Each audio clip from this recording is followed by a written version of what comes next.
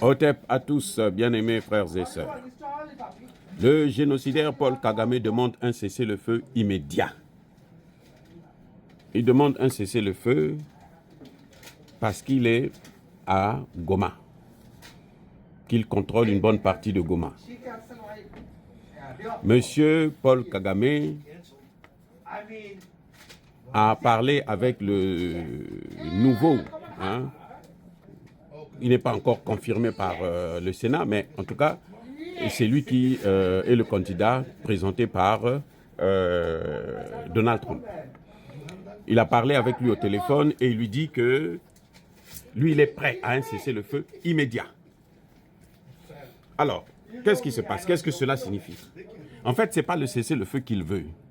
Le problème, c'est qu'il veut neutraliser encore plus Tshisekedi pour renforcer ses hommes à Goma et puis prendre le contrôle. Et quand il y a le cessez-le-feu, si aujourd'hui Tshisekedi accepte le cessez-le-feu, quand il y aura le cessez-le-feu, qui va protéger, surveiller le cessez-le-feu? La MONUSCO. La même MONUSCO qui a travaillé pour aider Kagame à prendre Goma. Ça dit qu'il se moque de nous. Alors là, si le président Tshisekedi n'a pas encore compris, c'est qu'il n'est pas à la hauteur des enjeux d'aujourd'hui. C'est que vaut mieux qu'il démissionne. Qu'il laisse Kabila continuer à faire vendre le pays. Parce qu'en fait, ce qui est en train de se passer, c'est que Kabila veut revenir avec Katumbi au Congo. Et ils sont en train de se préparer maintenant à une intervention du côté de Congo-Brazzaville, à Maluku. D'après nos informations, ils ont fait venir déjà beaucoup d'armes qui sont passées au Congo-Brazzaville avec leurs hommes.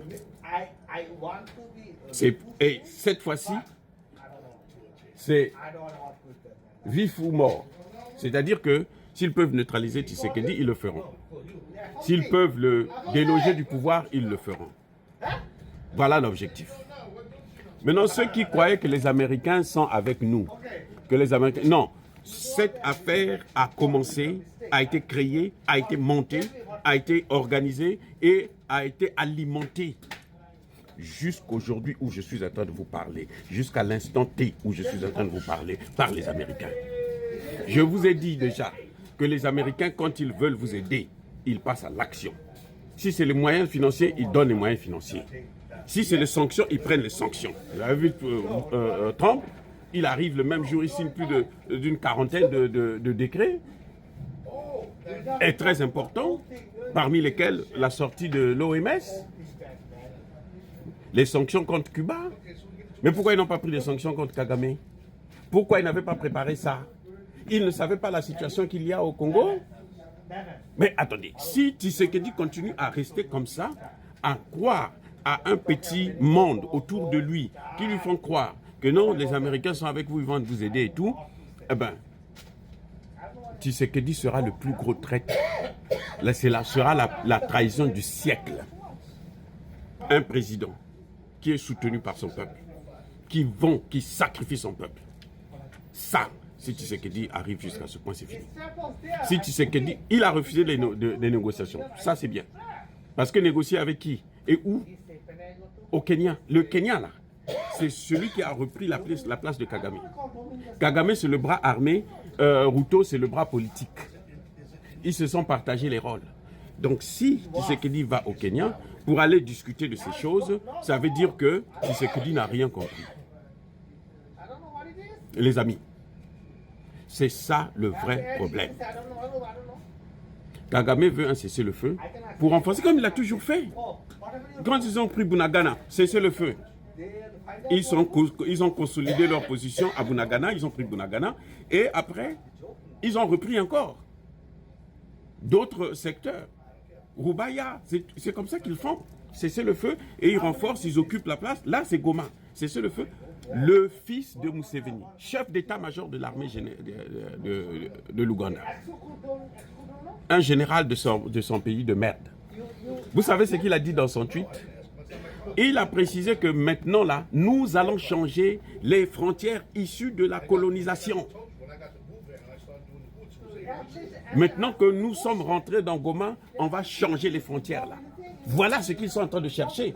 Donc si Tshisekedi accepte ça, accepte un cessez-le-feu, ils vont se renforcer à Goma. Et c'est clair que Goma ne reviendra plus jamais dans les mains du Congo. Goma appartiendra au Rwanda et à l'Ouganda. Les amis, c'est inévitable. Et les Américains sont les champions pour ça. Ils attendent ça et ils sont prêts à ça. Ce sont eux qui alimentent cette guerre. Ce sont eux qui soutiennent Paul Kagame. Kagame a reçu le matériel dernier cri des Américains, des Français, des Anglais. C'est pour ça que nous disons encore, je reviens toujours là-dessus, et je ne cesserai pas de le dire, jusqu'à ce que le président Tshisekedi va comprendre.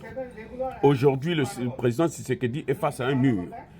Il sait maintenant qu'il s'est adressé, même à Davos quand il est parti là, c'était pour aller se faire encore humilier, se faire lyncher.